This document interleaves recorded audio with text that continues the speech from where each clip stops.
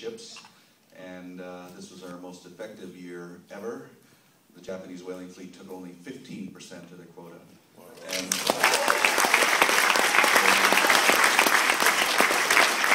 they left a month and a half earlier than expected, and I don't think they're going to come back.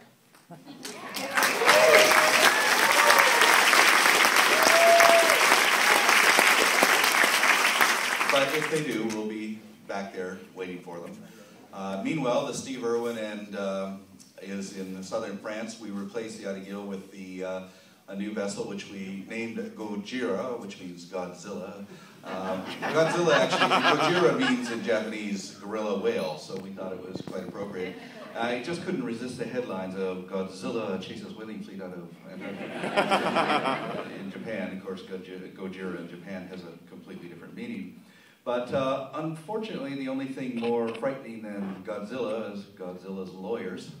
And so we were told we couldn't use the name, but that's okay, it fulfilled its function. And then 2 days ago, we just renamed the vessel, so it's now the Bridget Bardot, and gave us a terrific media coverage in France there 2 days ago. So the Bridget Bardot is with the Steve Irwin in Toulon, and in a couple of days, we'll be leaving to go to the coast of Libya.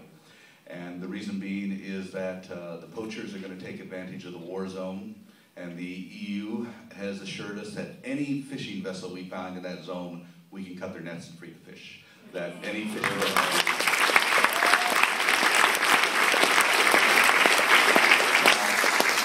Last year we cut the nets and released 800 tuna, and when people are concerned about our safety this year, it's much safer this year than it was last year. First of all, no Libyan Air Force. Second of all, no Libyan Navy.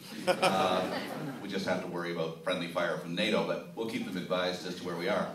And right after that, we will be taking the vessels to the International Whaling Commission meeting this year, which is in July, and it's being held in Jersey, the Isle of Jersey.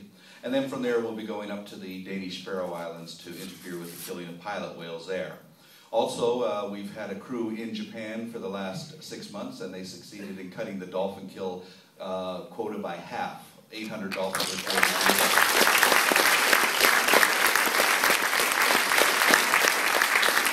800 were killed, but every year it's usually about 16 to 1,800. So, you know, but that was a 6-month crew on the ground for 6 months. And in fact, we almost lost them because on March, I think the 12th, our crew were in, of all the days to go to the northern part of the island to check out dolphin killing. They were in Iwate Prefecture when our crew leader noticed the water being sucked out of the harbor, and they got up on top of a hill just in time, and 9 minutes later the tsunami wiped out that entire town. And we lost them for about 40 hours, but in true Sea Shepherd fashion, the next morning they commandeered a Japanese fire truck and drove their way down the hill. But unfortunately, Japan has, it treats us really as like, it's almost an honor really. They treat us like we're a foreign nation that they're at war with. And they've been putting a lot of pressure on it. I'm now officially, by the way, on the Interpol Blue List. What that means is I'm not wanted for anything, but people are instructed to give me a hard time when I cross borders. And I first learned about this when I drove from here down to Washington. And I happen to hold both passports, so they can't keep me out of the US, can't keep me out of Canada, much of the frustration of both countries.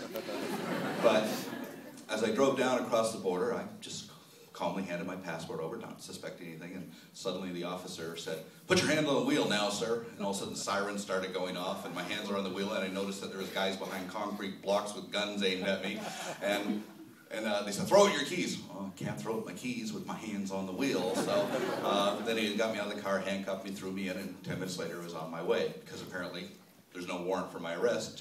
But what I found out is that I'm on the document as armed and dangerous eco-terrorists. Now,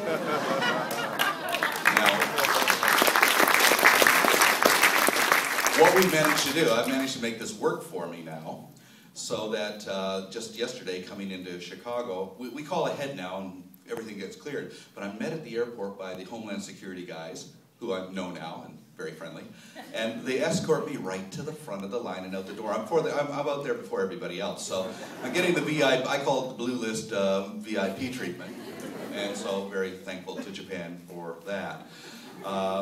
But anyway, hopefully we won't have to go back. And we're actually making other progress. Right after that, I was invited by the president to Palau to come visit him in March.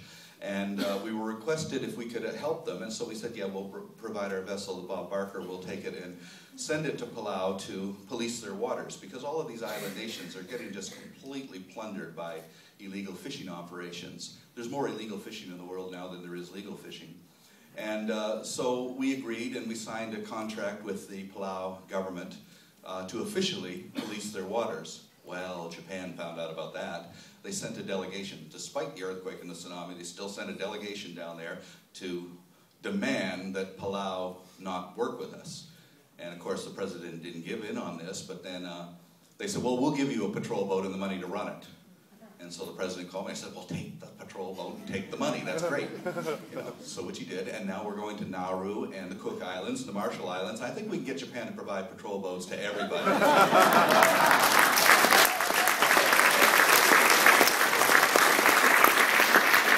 So thank you. We'd be very pleased to answer any questions anybody has.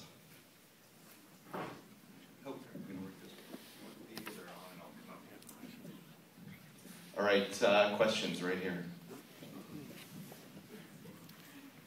Thank you for your remarkable work. I wonder how we can use some of the same techniques you've used for marine mammals to protect all species in global warming. What kinds of exciting, important, revolutionary techniques you think we can use there?